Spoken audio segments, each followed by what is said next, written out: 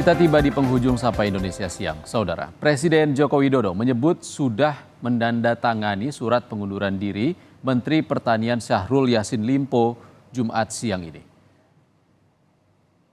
Presiden mengatakan sebelumnya telah menerima surat pengunduran diri Syahrul Yassin Limpo dari Mensesnek. Surat pengunduran diri ini pun telah ditandatangani Presiden.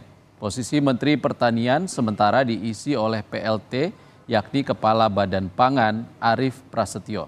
Terkait siapa yang akan mengisi kursi Mentan, Presiden akan mengumumkan secepatnya.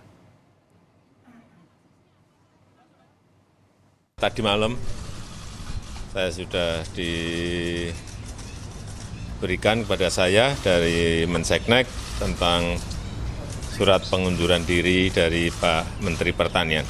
Ya, sudah saya terima dan pagi tadi sudah ditindaklanjuti, sudah saya tanda tangani juga.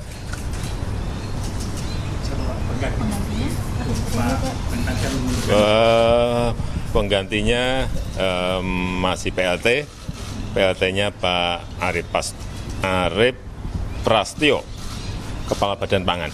Iya, udah. Kenapa Pak? Kepala Badan Pangan yang Gimana? Pertimbangannya apa Pak? Pertimbangannya Pak Panas yang diangkat itu kan? Supaya lebih koordinatif, lebih memudahkan, karena biasanya kita